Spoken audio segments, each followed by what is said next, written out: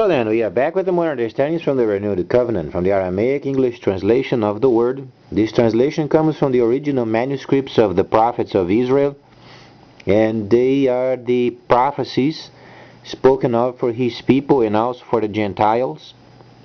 And the Messiah then spoke many words regarding the time of the end, and people wanting to have more wealth, more money, more power, a more desire for manipulation. So the Messiah, he was very acquainted with those kinds of areas in human lives.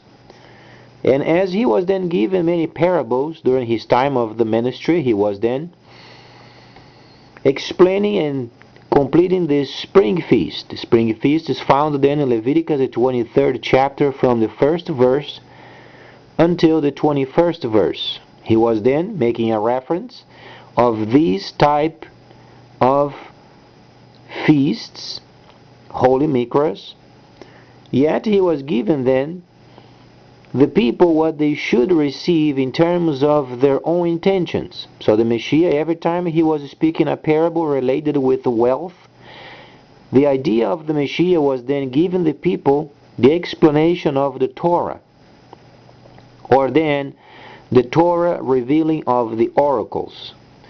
Those were the riches for the Messiah. He was not speaking of money, he was not speaking of finding a new job, he was not speaking of buying a new house or a new car, or then giving money to a person. The riches of the Messiah were related with the Torah, explanation of the oracles as the most precious understanding ever given to humanity. When the Messiah was, however, explaining the parables to his people and also the Gentiles, though they were mixed, he was finding ways then to filter them from what was coming near in the future regarding the Ruach HaKodesh.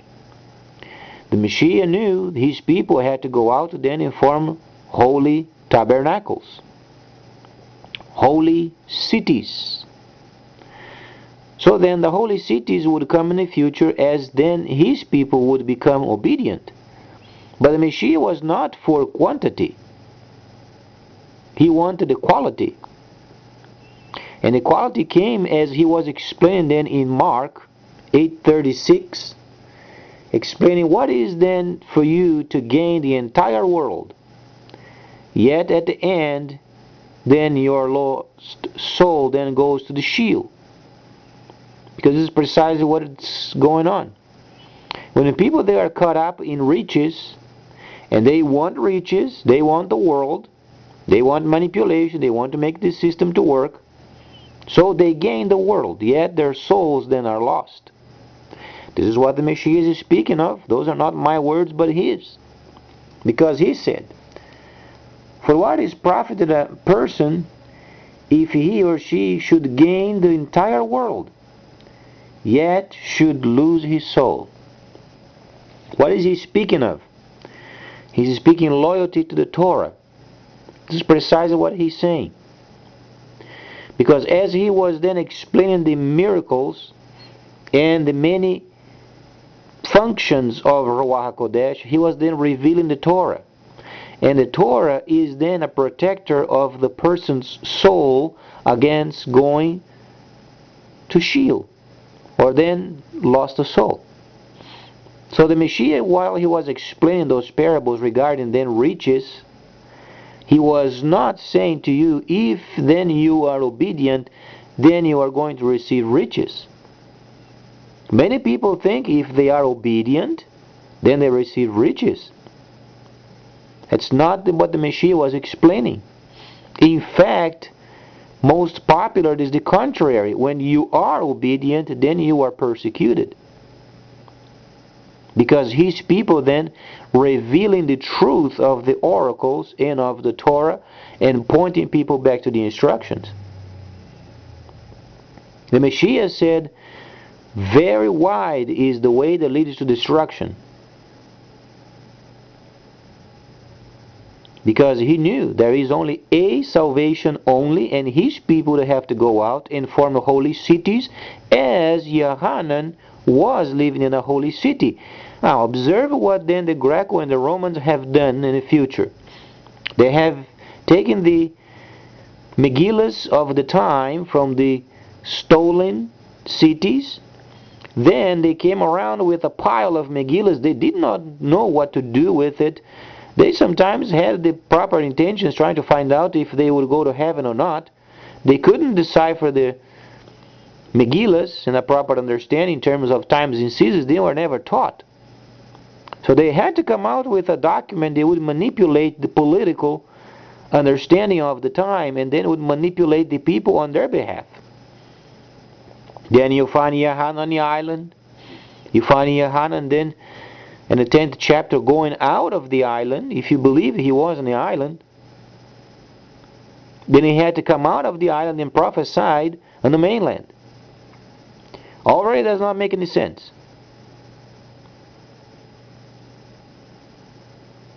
There is already a big fault in the entire scripture. The Greco-Roman translation, obviously. A person who would go out of the island, he was sentenced there, and he never left the island. In the 10th chapter of Revelation, you find then himself going out of the island to preach then kingdoms and princes and people. How would he then went out of the island? He was ordered over there by the Emperor Domitian. And as back in those times when you were ordered to stay in a certain place, you would stay there until you die, because he was a threat to the emperor. So already we find fault. Then the Messiah, prior of this time, he was explaining, you can gain the entire world, but you are mixing with the world system. As you then give yourself and your soul to the system, then at the end your soul is lost. Because the Messiah knew broad is the way leading to destruction. And we can observe as the Messiah then he started his ministry, he did not mix himself with the world system. He maintained himself clean from it, because he knew the dangers of mixing his soul with the system. When a person mixes himself in the system without being cautious, then the soul is mixed with the system, and then a person always lives a dual life. Away from those people enlightened by the word of Yahweh, they live double life, always. Then when they're in the presence of a person of Yahweh, then they try to live a single life. The double life always takes your soul away from you. Messiah was precisely saying what he meant, and he meant what he said. There was no double life in him.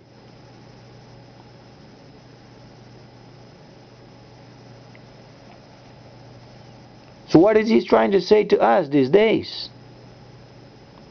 Since we are during the time of restoration, his people, then the Hebraic people, the saved in the Messiah, should obviously cluster in front of a holy city, as the Messiah told them to do.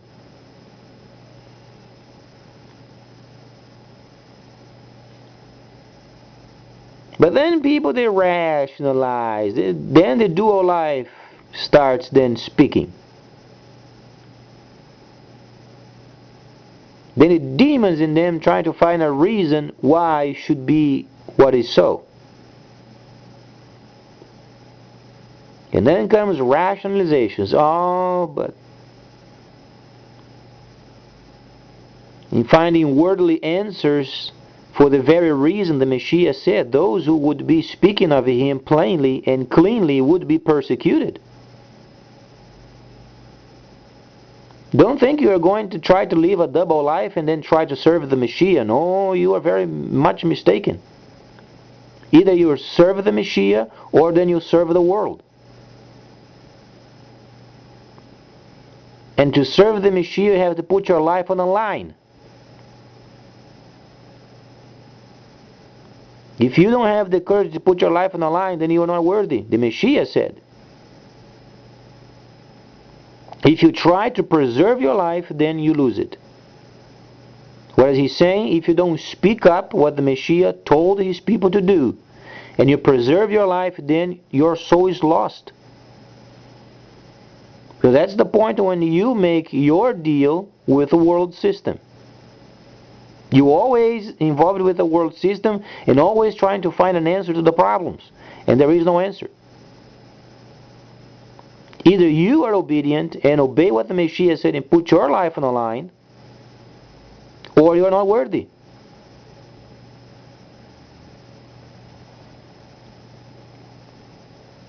There are many people speaking in the name of the Messiah, but they are mixed up.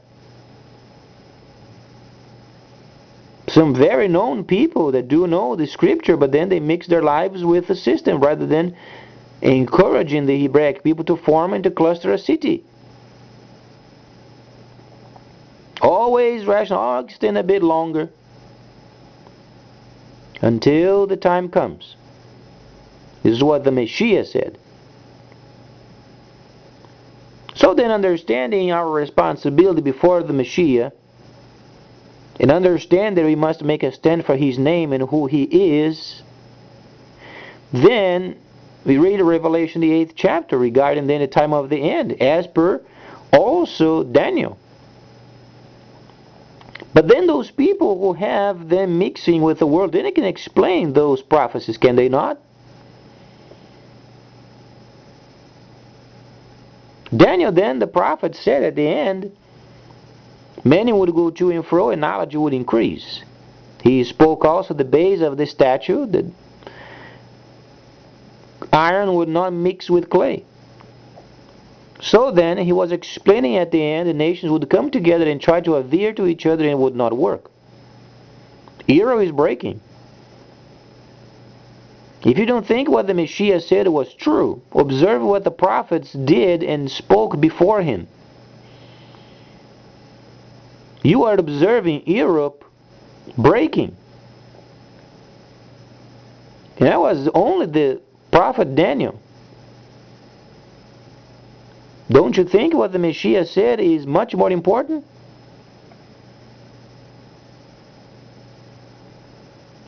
You are watching China emerging as a huge nation, and you know they are going to take over the entire trade system. Yet people are oblivious. All because we can try to understand the market and try to work out the system and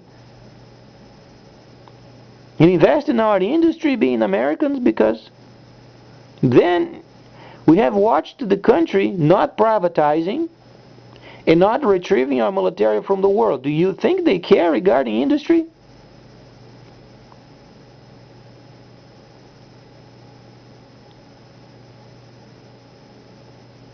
No, ask yourself. Because so many years this country has used and abused its own system.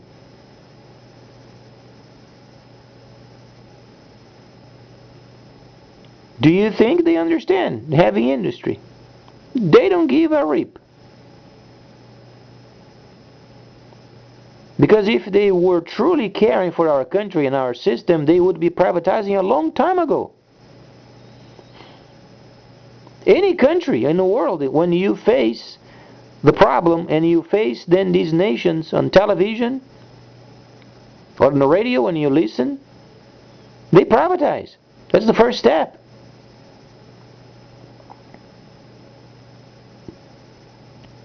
Watch the stupidity that goes on in our country. The economy is ruining and they don't privatize. In fact, if you observe the numbers, then they hire more people. And without industry, how do you think they are going to have this hole then covered? Other than printing money. Because printing money is going to end in the next 4 years. If we don't properly fix our economy via industry, there is no other way other than industry. There is no based service nation, neither if we would extract more petroleum and natural resources of our own land, it won't cover. Yet they are trying to find a solution. And the bomb can't be used to threaten other nations because the time is not yet. So obviously whatsoever we are thinking evil of other nations and trying to do on our own, Yahweh is going to be against us.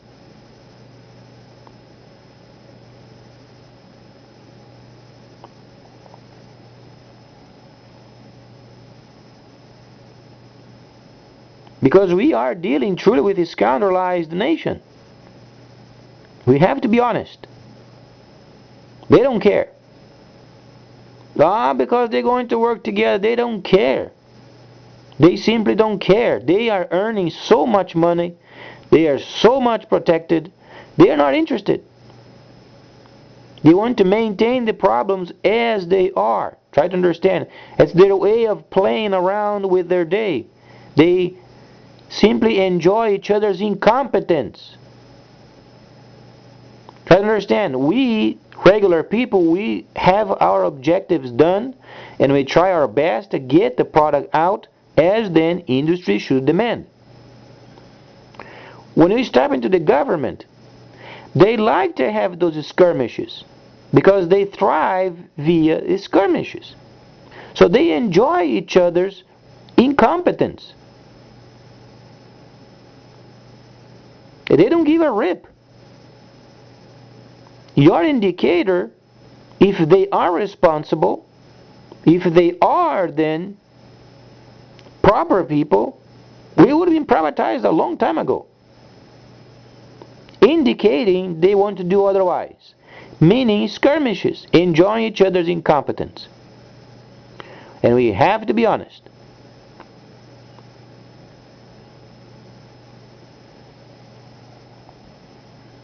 Now, the second term has started and people, they want jobs. They have then the understanding of the agencies not being privatized. We have then the knowledge of then our military not retrieving. Then our economy is breaking and they want to hope. Do you think they're going to get hope? No, they're not going to get hope. They're going to get the same skirmishes. Because the government thrives in skirmishes. Because they enjoy each other's incompetence, either Republicans or Democrats. When it goes to the government and try to get the work done, they enjoy their incompetences. So the more separated and the more confused they are in the government, the more they earn, because they earn a lot of money. They have already their own houses. They have the retirement plan in place. They don't give a rip for the rest. They may say they care, but if they care, you have to have results. How many agencies have then they privatized lately? So then shows you that they want to have a privatized basis understanding of how to run the country. You don't find it.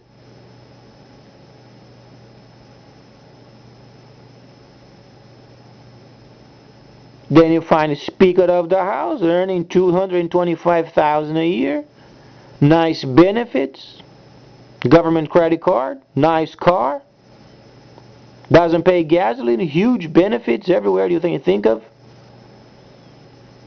Stands up, speaks a bit, reads a bit, sits down, have a nice lunch, paid by the government. Let me ask you this. Do you think this person is in a position of caring for industry?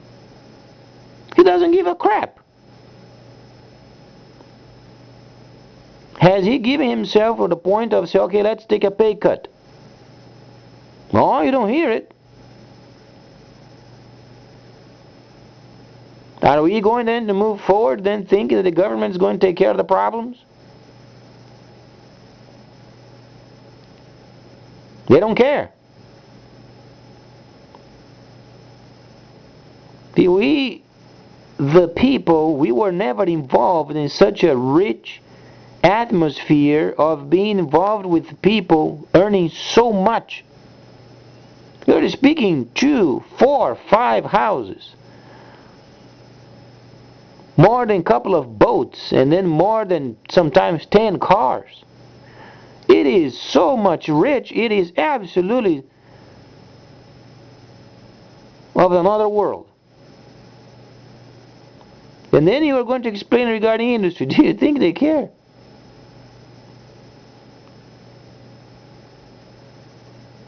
If they were caring, they would be leaning up a long time ago. So then you have a couple of those scoundrelized parties. They come together and try to resolve problems. They are generating more problems because they don't get along. So they enjoy each other's incompetence. The more incompetence in the government, the more they earn. The more time goes by, the more the work doesn't get done. And then the people, they are on their own.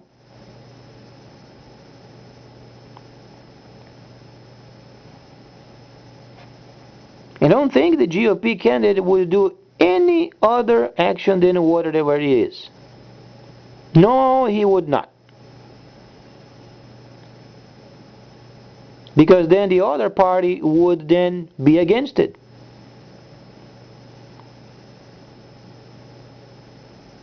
Until comes in our government a semi-dictatorial person with an understanding of industry, they can then make sure those scoundrels then are out, and then people involved with industry and understanding of the market goes in, and then the nation begins then to privatize in retrieving our military and then making a deal with China to reduce our costs, and then investing in new technology so then our industry can be reformed. Until then, they're going to enjoy these skirmishes. Your indicator, when a government is very serious and they come together to try to resolve the problems, you find that then agencies being privatized. This is the first step.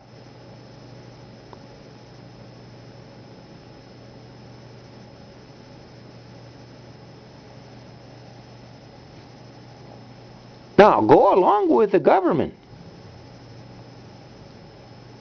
If you think that they have a miracle solution, as the GOP had a miracle government, is going to do this, and then the industry is weak.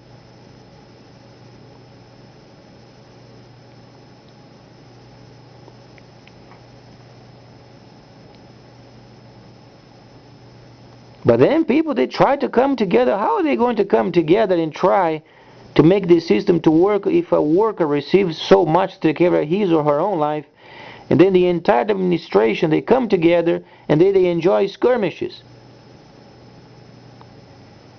Workers, when they get to work, they have to get the situation resolved.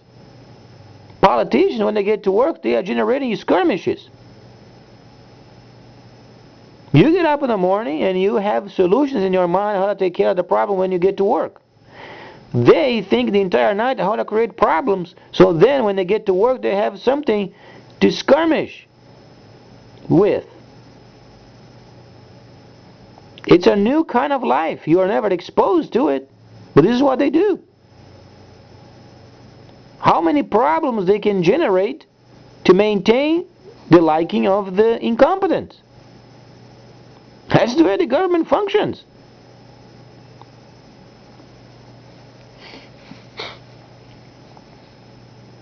Because the other indicator is when the nation is in trouble, in crisis, then you find agencies being privatized very quickly. Then they get rid of the big costs, and then military retrieves those areas that they are not required, and then saves. But then what do you find? What is your indicator that the government wants to do trade as per then their desire of doing so? You don't find it. And the manipulation already started. They play around with the stock market. Oh, the black guy is back again. Let's give him a welcome. Then the stock market goes down. And then the economy at its edge. What do you think this is? This is skirmish. They already started the second term is skirmishing. They create problems, they make it very bad, and they go to work. Oh, what do you think? Oh, this, that, and the other. Blah, blah, blah, blah. And nothing gets done. Of course, they want to enjoy each other's incompetence another 40 years.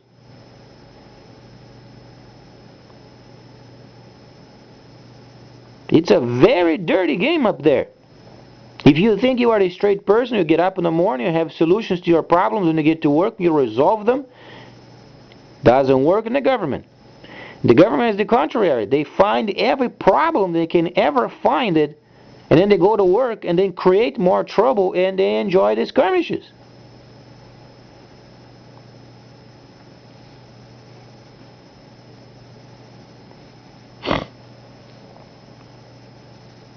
So then if you think you can think straight in a government that thinks otherwise, then something's not clicking.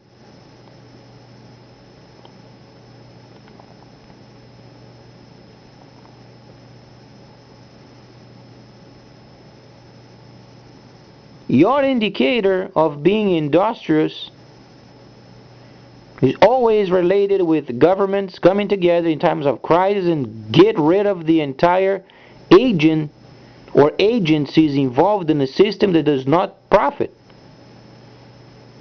As the first order of the entire country. These agency must go, these other agency must go, find buyers for those, and then give them a protocol and let them do the work. That's how it gets done. Some say, oh, but that sounds like a dictator. No. It sounds like a person that goes to work and gets the job done. You have to find a line of understanding when is a dictator trying to suck then the country's wealth for his own or her own, versus a person that goes there and tries to do the work. You have in your mind delineate what it means of working for the nation and enjoying its skirmishes. Because enjoying skirmishes is being a thief. So our government is replete with thieves. And the work doesn't get done. What do you think? And then when a person shows up and wants to do the work, do you think a person is a dictator? No. A person simply says enough is enough. The job doesn't get done, those agencies must go. Find a way of having those for sale. And then our military are going to make an inventory and retrieve as many as we can. No more expenses. Is there being a dictator or a person that's trying to do the work? You have to make your decision.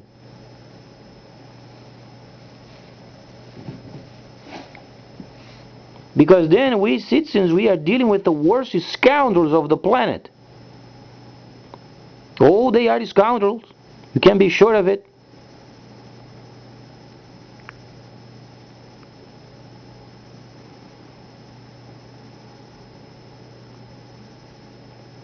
If you think a dictator, when a dictator is nice and straight, he would round them up, put them in a very nice building.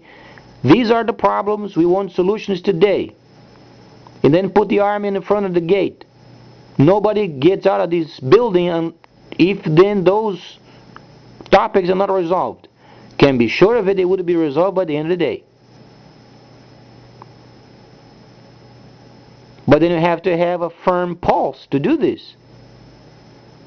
And does our government have it? No, doesn't. In fact, it's the contrary. They're going to find more problems. As they already started when then the president had re-elected and then the stock market went down. What do you think there was? Already started skirmishes because they don't get along. And then they want skirmishes. So the work never gets done. So you can place your God, and your God, and your church, your Savior as much as you can. Where is the list of the agencies for privatization? You don't find it. They like skirmishes. And the job won't get done.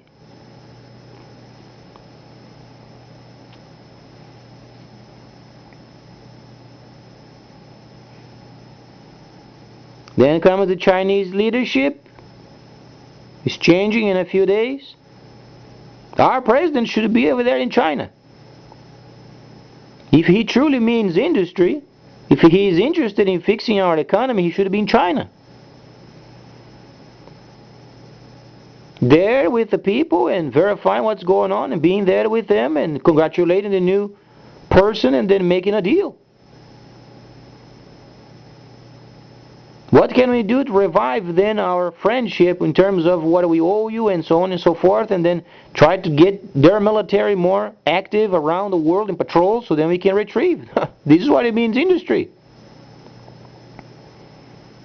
The president is not a person that is for profit. He's a non-profit person. In any way, form, or shape you observe the president is a non-profit person. He doesn't profit.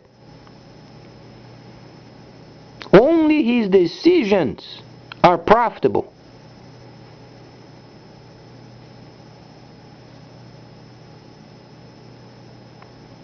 Because they're going to try to go over there in our house, they're going to try to find a solution for their problems. Forget it. They already generated enough trouble in the economy by then having the stock market plunge.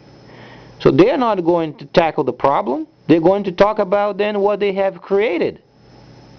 What can you do with the stock market? And then enjoy each other's incompetence. Comes lunchtime, government pays for it. End of the day, government takes them to their homes and they enjoy life. That's the way it is.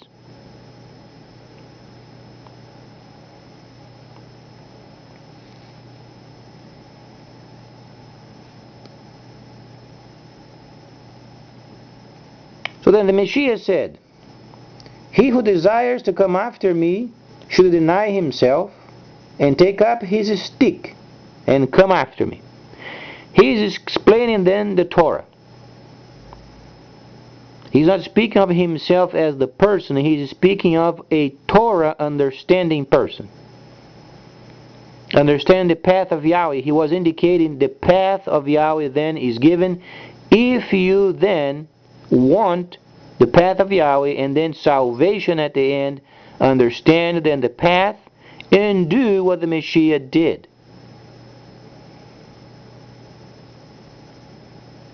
Because if you put your hope in the government, you are going straight down. Because their philosophy, their love for their knowledge, this is what it means, philosophy, is then skirmishing as much as they can, finding out problems, overturn every stone of a problem they have in their own situations. And they thrive in skirmishing.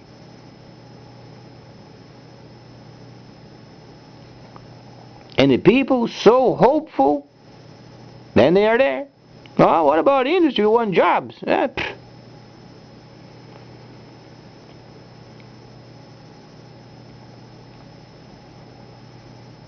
The first blunt junk of the entire election was the plunging of the stock market.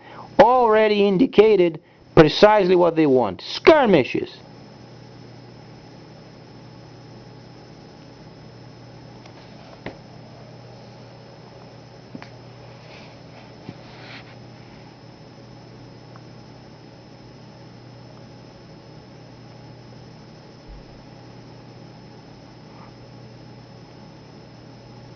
Do you think they want to take a pay cut? Ask them. They are your representatives.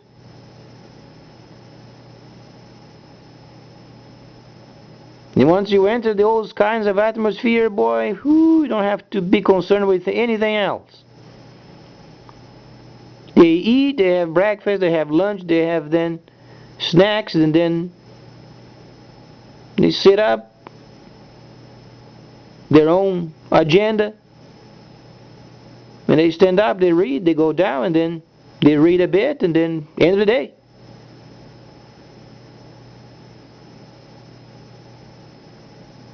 Nice job to do this for $100,000 a year, isn't it?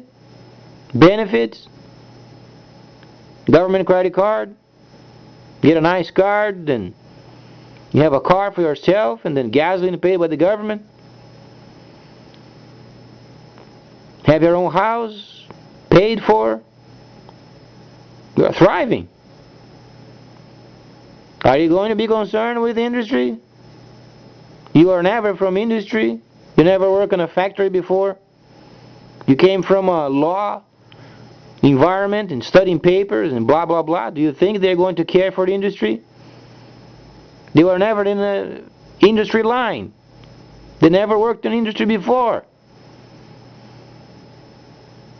They never had to be in a grinder for 8 to 5.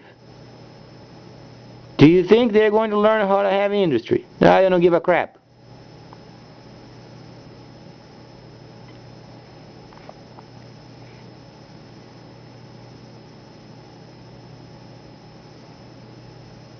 So at least then when you understand the government is not the hope, they are the problem. Because they don't get along. So far the nice steps they are taking, it's because they are printing out more money. Now, okay, try to understand this factor. There are problems in the nation, understandable. But they are not taking care of these via budget. And the only way you regulate the budget, if you have your industry then set in a straight course. So they are then enjoying themselves, enjoying their skirmishes and helping people by then simply printing out more money. They don't have the economy in their agenda. So they were helping people. Absolutely sure, they did help a lot of people via printing out more money. Not by regulating and adjusting the government. Now comes then, next 4 years, we must then have our industry straightened out. Otherwise, we are going to be behind China in 4 years.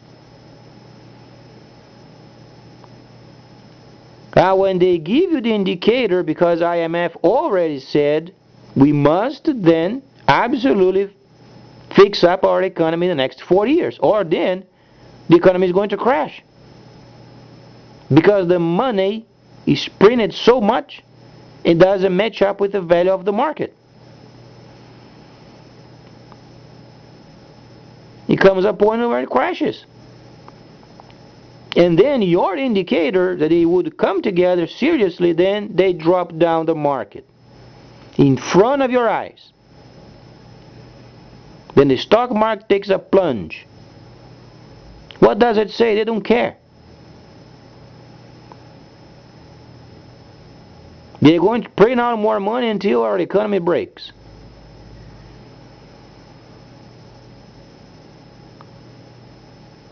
Your indicator of straightening out our economy would be privatization. These would be a solid understanding. We want our country then fixed. Privatize.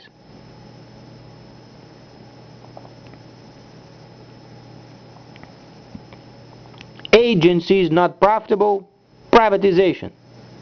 Give me the list. EPA, TSA, FAA,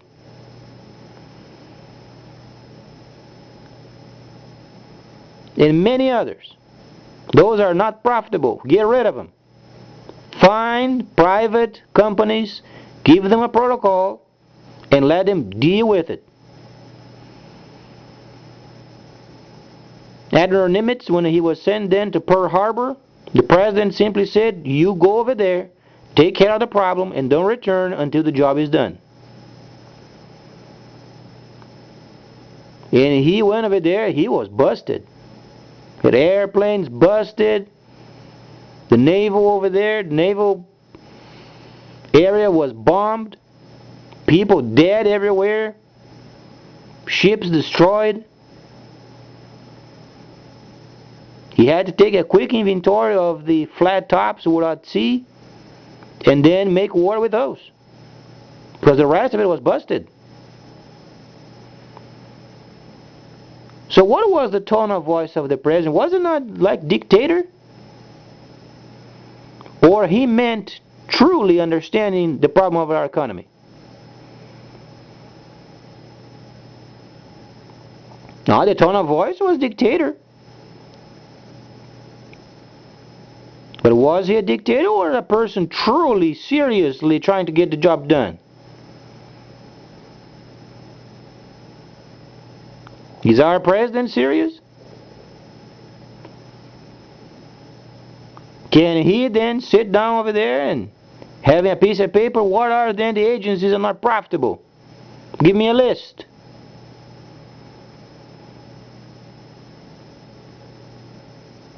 These are the agencies that must go. Take care of it. If it doesn't get done, you are fired. Then the job gets done. Precisely as the president said in Nimitz. You go over there and you take care of it. And boy, he went over there and he did it.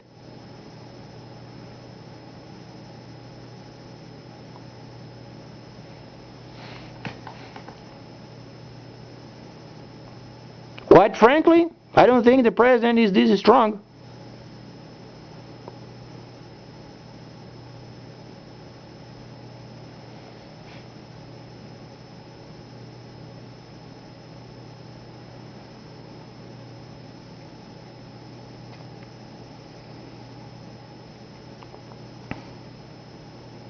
Our indicator of their care of our industry was then when the stock market plunged, meaning they don't have any care for it.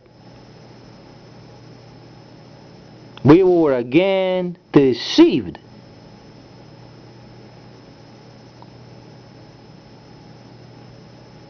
When a nation truly cares for its citizens, they hold those junkies.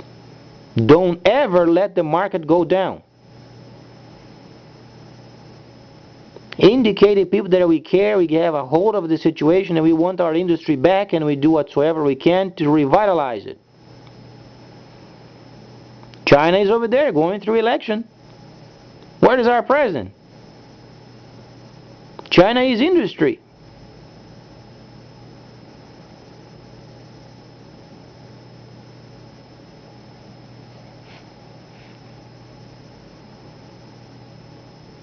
And what do we get? Is the stock market going down because they don't care.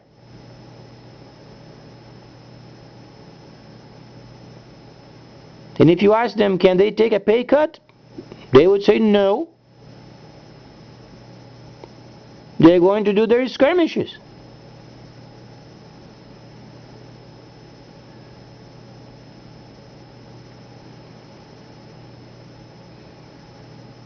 You know what they're going to do when there is a hole in the system? Print out more money until the economy breaks.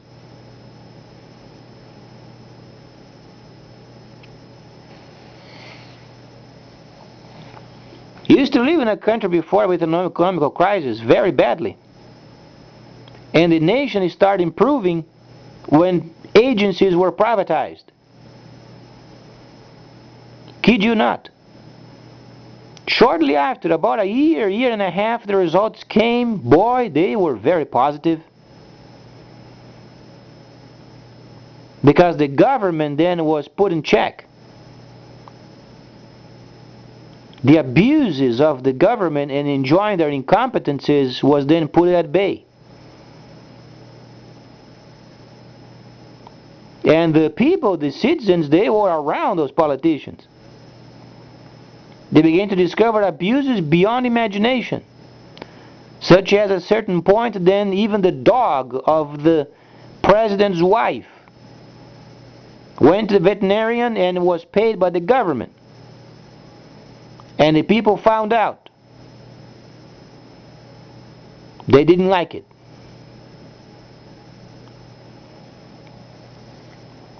Do you think our politicians care? They don't give a damn. Ask over there, people, would you take a pay cut? You earn $225,000 a year only to sit up your own talks. You stand up, you read a bit, sit down, you have a breakfast and lunch. Can you take a pay cut?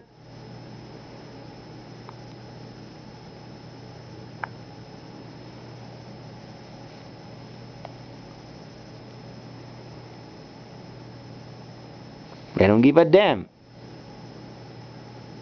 They don't care. The indicator is the stock market plunged.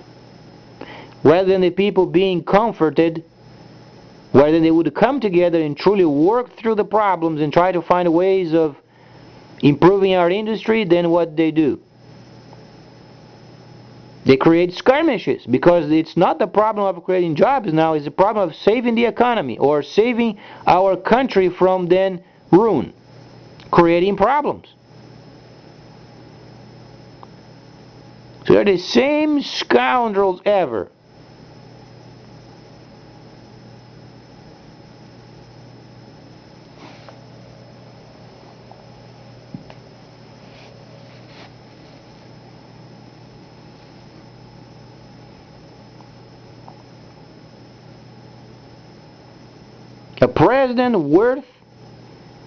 A worthy president sits down, give me a list of the agencies that must be privatized. Go find them. What is this? Do they bring any profit? They don't bring any profit. Get rid of them. You find a way to get rid of them. Find the companies related with the trade they are involved in, and then put a bid out, give them a protocol, and get rid of them. That's how it should be done.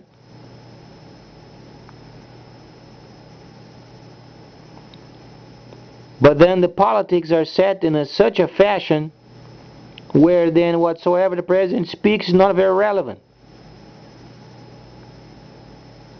So then they enjoy their skirmishes. Oh, what do you think of this? Oh, I don't know about it. What is the problem? The industry, they are not, being profitable and such. What do you think of it? Oh, it's very important. Some say, oh, it's not important. Some say, oh, it is important. Oh, let's take a vote.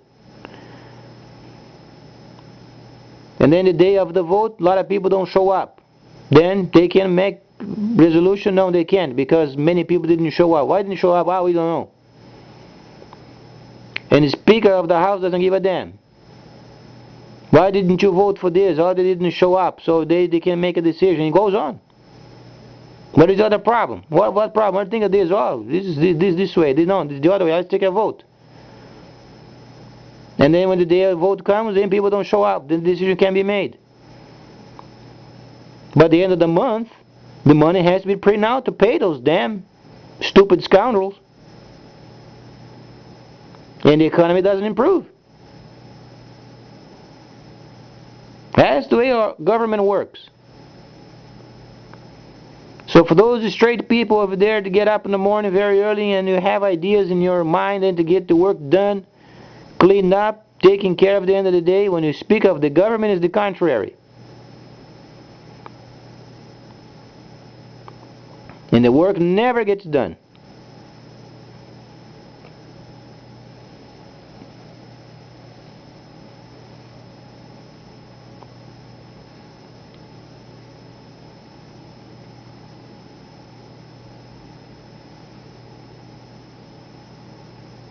But then they say, oh, everybody's ready. Oh, sure. Take them by the hand then. That's the next step. If they don't know how to privatize, we have to take them by the hand.